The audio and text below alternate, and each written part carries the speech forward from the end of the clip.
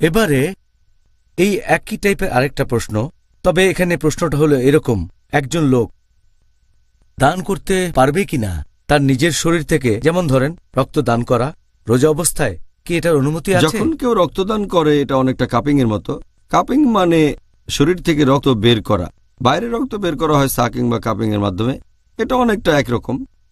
এই রক্ত দান করার ব্যাপারে বিশেষজ্ঞগণের মতভেদ আছে যে রক্তদান করা যাবে কিনা, রোজা থাকা অবস্থায় কাপিং করা যাবে কিনা, এটা করার অনুমতি আছে কিনা।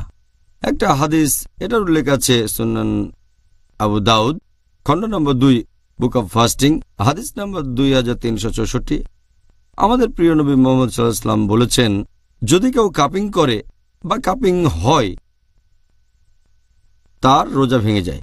যদি কেউ কাপিং করে অথবা কাউকে কাপিং করা হয় রোজা ভেঙে যাবে। তবে আরও একটা হাদিস আছে সহিহ বুখারীতে খণ্ড নম্বর 3 বুক অব ফাস্টিং হাদিস নম্বর 1938। সেখানে বলা হয়েছে যে রোজা থাকা অবস্থায় মুহাম্মদ সাল্লাল্লাহু আলাইহি ওয়াসাল্লামের কাপিং করা হয়েছিল। এই দুটো হাদিসের কারণে বিশেষজ্ঞগণের ভেতরে মতভেদ আছে। একদল বিশেষজ্ঞ বলেন যে যেহেতু মুহাম্মদ সাল্লাল্লাহু আলাইহি ওয়াসাল্লাম আমাদের নির্দেশ দিয়েছেন যে কাউকে যদি কাপিং করা হয় আর যে কাপিং করবে তাদের রোজা ভেঙে যাবে। কাপিং এটা নিষিদ্ধ, রক্তদান নিষিদ্ধ। পরের হাদিসটা হচ্ছে একটা কাজ, প্রথম হাদিসটা একটা নির্দেশ। যখন নির্দেশ আর কাজ এইভাবে আসবে তখন নির্দেশের গুরুত্বটাই বেশি। এর উপর ভিত্তি করে একদল বিশেষজ্ঞ বলেন যে রক্তদান করা হারাম। এসব বিশেষজ্ঞগণের মধ্যে আছেন ইমাম আহমদ ইবনে হাম্বল। এরপর শেখ বিন বাজ বলেন কাপিং এবং রক্তদান হারাম। বিখ্যাত বিশেষজ্ঞ শেখ উতাইমি বলেন যে এটা হারাম। শেখ সালেহ ফাওজান এবং শেখ জিবরিন এই বিশেষজ্ঞগণ বলেছেন কাপিং হারাম। শেখ জিবরিন বলেছেন যে কাউকে রক্ত দান করা কাপিং এর মতোই, সেজন্য এটা হারাম। কিন্তু যদি কারো জীবন বাঁচাতে রক্ত দান করেন এর অনুমতি আছে, তারপরেও রোজা ভেঙে যাবে আর এই রোজা তাকে পরে রাখতে হবে। আরও একদল বিশেষজ্ঞ আছেন যেমন শেখ নাসিরুদ্দিন আলবানী। তিনি বলেছেন যে আবু দাউদের এই প্রথম হাদিসটা রদ করা হয়েছে সহিহ বুখারীর হাদিসটার মাধ্যমে, সেজন্য কাপিং এর অনুমতি আছে, রক্তদানের অনুমতি আছে। এই বিশেষজ্ঞগণের মতে রোজা থাকা অবস্থায় রক্তদান বা কাপিং এর অনুমতি আছে, এতেও রোজা ভাঙবে না বলছেন শেখ নাসিরুদ্দিন আলবানী।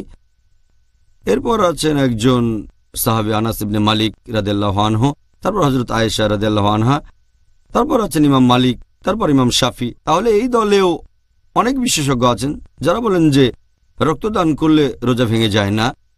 এছাড়াও আবার অনেক বিশেষজ্ঞ বলেন এটা মাকরু। আবার অনেক বিশেষজ্ঞ বলেন যেহেতু আমাদের মধ্যে অনেক মতভেদ তাই রোজা অবস্থায় রক্ত না দেয় ভালো, দিতে চাইলে সূর্য ডুবার পরে। এভাবে রক্তদানের ব্যাপারে বিশেষজ্ঞগণের অনেক মতভেদ আছে। কিন্তু অন্য জিনিসগুলোর কথা যদি বলেন, যেমন ধরেন যদি সামান্য রক্ত বের হয়ে যায় শরীরে কোথাও কেটে গেলে, তাহলে রোজা ভাঙবে না, এই ব্যাপারে মতভেদ নেই। অথবা যদি টেস্ট করার জন্য সামান্য রক্ত দেন, শরীর থেকে যদি কয়েক মিলিলিটার রক্ত দেন টেস্টের জন্য, তাহলে রোজা ভাঙবে না। অথবা কোথাও কেটে গিয়ে সামান্য রক্ত বের হলে রোজা ভাঙবে না। অথবা যদি নাক দিয়ে রক্ত পড়ে এরকম হলেও তার রোজা ভেঙে যাবে না।